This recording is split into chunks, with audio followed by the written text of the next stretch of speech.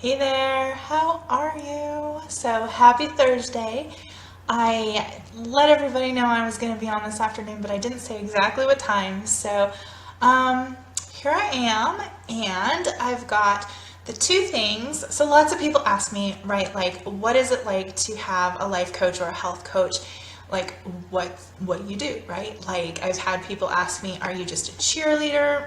Are you just cracking the whip? Are you lecturing me all the time? And the answer to those kind of questions are yes and no. Depends on what you need.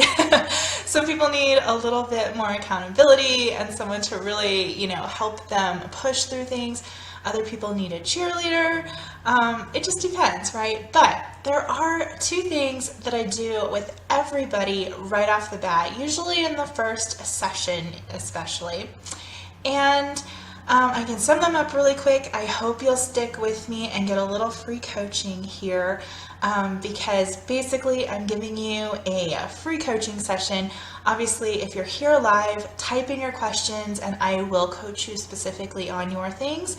Otherwise, I'm going to give some general examples and hopefully you can take this information and really run with it. Just go get out there and do stuff, right?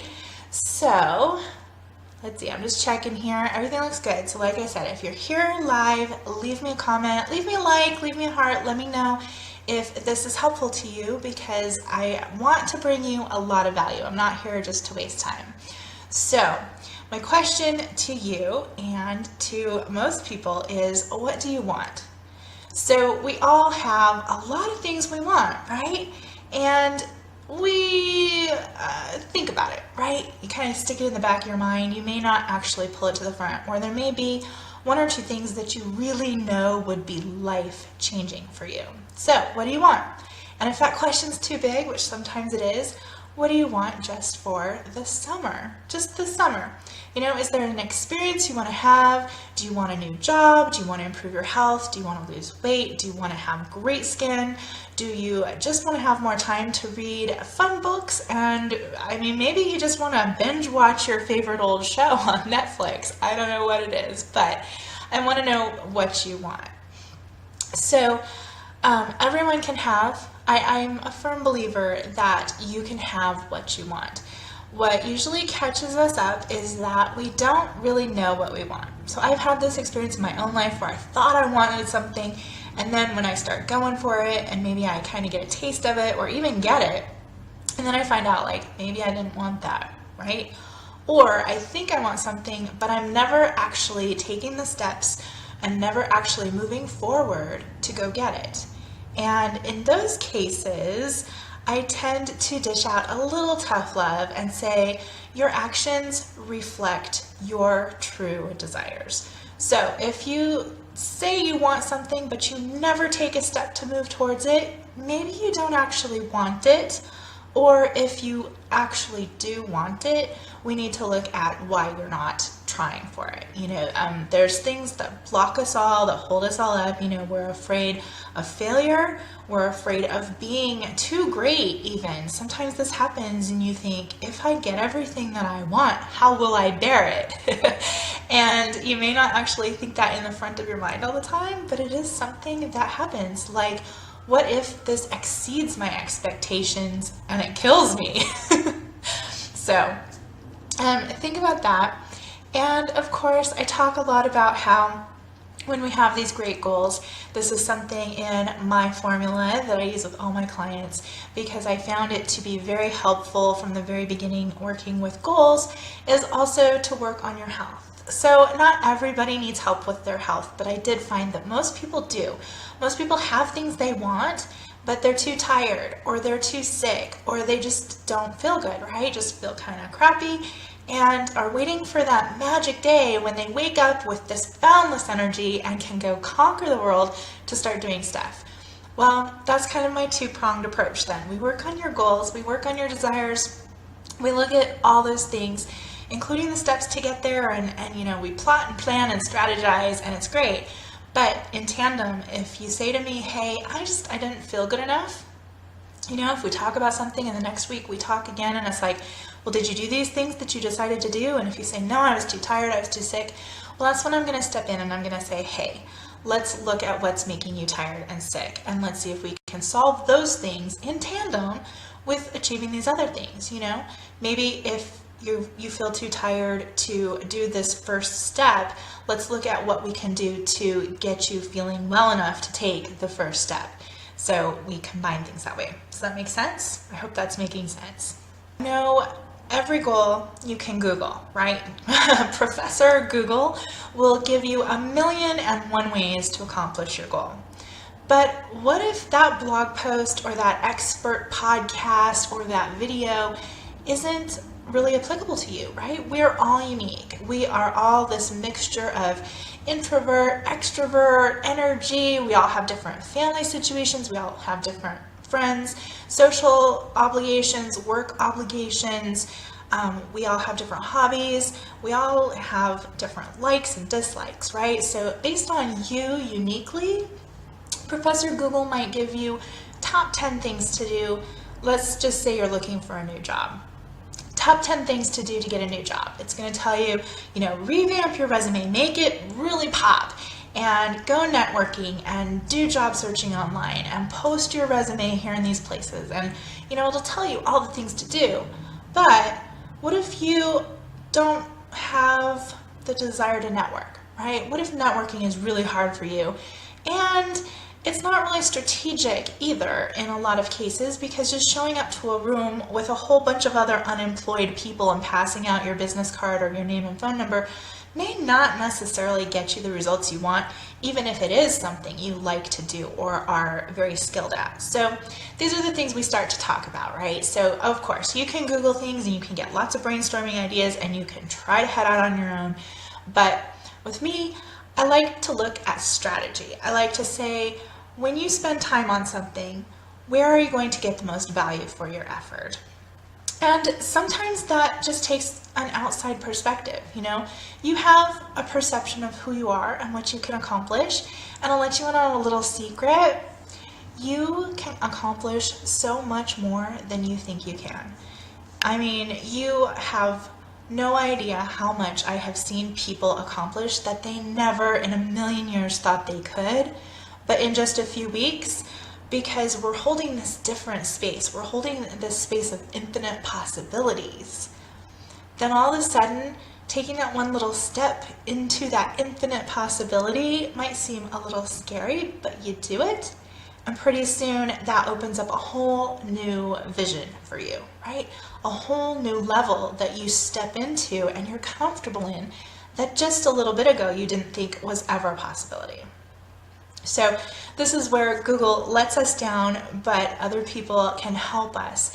And it's not always the people around us either, because they have a perception of who you are as well, right?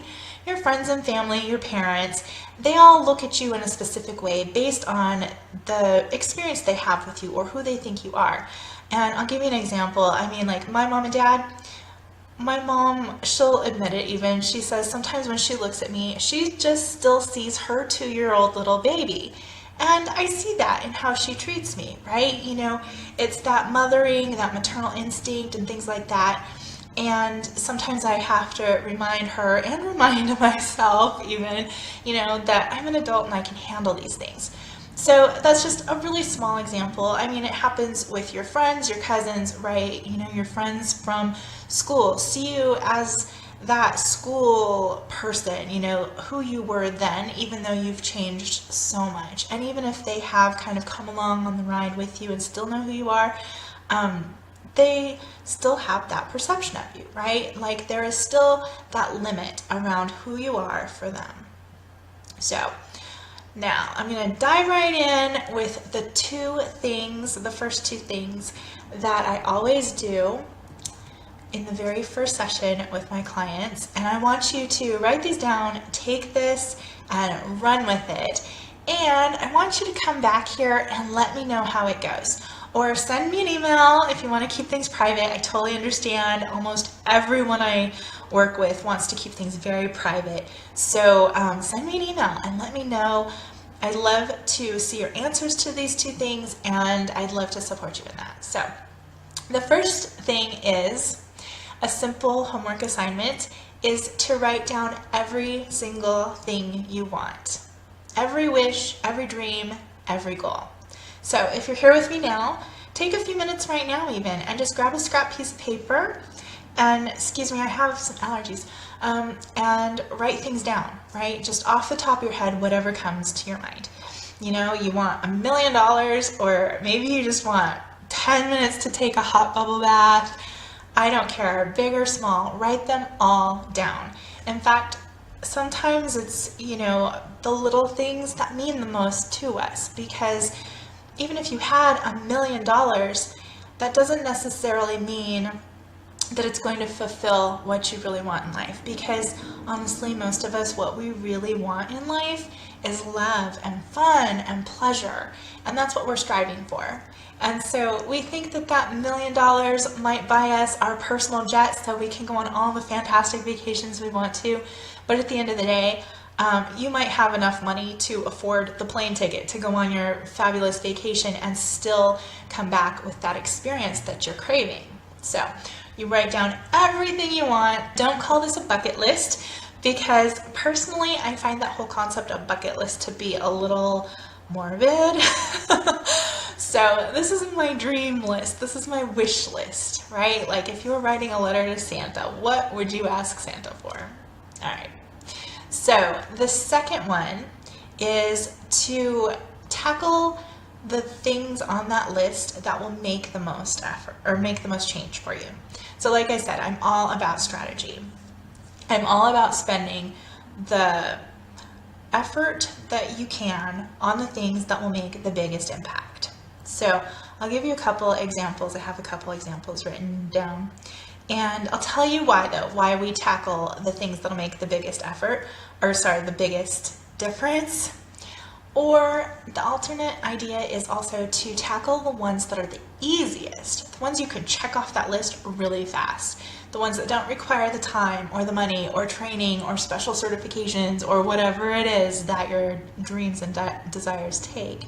You know, if it's, I just want 10 minutes for a bubble bath, which by the way is a really common wish, you know, just 10 minutes to yourself to be quiet and relax in whatever way makes you happy. Well, that's really easy to make. It may not feel really easy to make that time and space for yourself, but it can be, right? It's certainly much easier than collecting a large sum of money in order to buy your dream car or buy your dream house or something, right?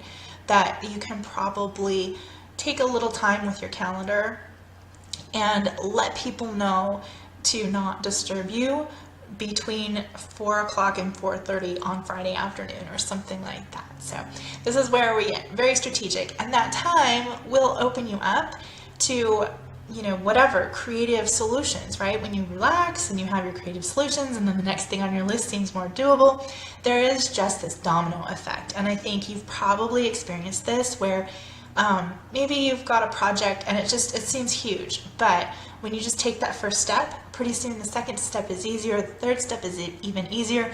Pretty soon you get on a roll and it's done, right? And you've accomplished this great thing that when you started seemed so overwhelming. So same thing here, you take your wish list, you take your desires list, and you start with what you can, and it really builds that momentum and makes it easier and opens you up to more creativity in order to get the other things you want.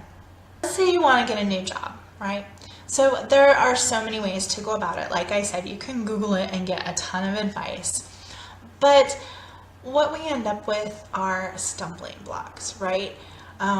People think that they can't get a new job because they don't have the right experience, the right credentials, the right education, the right body, the right energy, the right personality, you know, on and on, right? There's all these things that we feel not good enough for whatever reason. And they're simply not true. Frankly, they're not true, because you know that any new job you're going to, you know, yes, your personality is going to play a part because you want to enjoy your coworkers, right? You want to enjoy where you work. But at the same time, you know that you probably have control to a certain degree over how you act, or that it's something manageable. It's not necessarily going to be a deal breaker. Similarly with experience. If you're willing and open to doing something new and to learning and to really taking on challenges, having experience in something may not be a deal breaker. You may be able to say, okay, yeah, you seem to want someone who has 10 years of experience doing this thing, and I only have 1 or 2, but I'm familiar and you can train me to do exactly what you want, and I don't have 10 years of other experience for me to sit there and say, well, I used to do it this way, or I think doing it this old way that I used to do it is better, right? So there's always the pros and cons to these things. It's really just how you approach it. So if you desire a new job, throw all that out the window and start to think about the things you can do to get that job, the things about you that will make you successful in that, and focus on that. And then of course we start to do the strategic steps, right? Then we're targeting certain employers, targeting certain jobs, things like that. Yeah, those are the 2 things. Write everything down and then strategically pick the easiest or the ones that will make the most difference to you in your life. So that's where we almost always start. And then we start to talk about, what can help make those strategic things easier to do. Talk about the steps, talk about how to get there. I'm going to tell you 3 bonus things here. The reasons that we don't achieve our goals. So there's a million reasons that you'll give yourself, but at the end of the day, it usually comes down to either you're afraid of letting go of what you already have for something new. There's a great Rumi quote that I'm going to butcher it a little bit here, but it basically says, how do you know that the side of the coin that you're on is the best side? And it's kind of akin to the grass is always greener on the other side of the fence. I think it's, the other side of that. But it makes a real point to my heart that says, how do you know that what you have is good enough? How do you know that if you can let go of it, that what's coming next is better? So don't be afraid of losing out on what you already have. Try to trust that you'll always be supported and that you'll always have what you need, because for the most part, I think you'll find that that's true in life. The next thing is, hi Teresa. The next thing is that you may not be afraid that you can live up to it, right? You're afraid that if you try for something, you might fail, and that can be embarrassing, or it can be whatever, right? Like, nobody likes to fail. So maybe you do like to fail. This is something else. Oh, I wish I could remember who said it, but she talked about how her parents would actually encourage them to fail. And so every day when they'd come home from school, their dad would ask them at the dinner table, like, what did you fail at today? And then they'd have like a little celebration. And that it was this great lesson for her in how to persevere, basically, and how to experience life fully without letting all of this like baggage hold you back, where it was like she failed, but at the same time she learned something and she expanded her courage. And pretty much it's about, having regrets, losing out on what you already have, or failing. So if you feel like those are things that are coming up for you, give me a little thumbs up, give me a heart, because I know that they come up for all of us. We're all afraid of failing. We're all afraid of being embarrassed. And we've all had those situations where something didn't go right and we felt like we were just never going to get over it. I can tell you from personal experience. So there we go. I'm going to go ahead and wrap it up to keep this nice and short. And I want you to take whatever time you have now. Go make your wish list. Go make your desire list. And then pick those top 1, 2, maybe 3 things. I'll give you 3 if you want 3. That will make either the biggest difference or be the quickest and most simplest ones you can. And then I want you to let me know what they are. So head over to my website if you want to. It's colleen-bean.com, and you can leave me a message there. You can leave me a comment here. And I'd love to hear what you're working on. And if you'd like some support in that, I'm happy to support you with that as well. So I will talk to you again really soon. Have a great day, and signing off. Bye.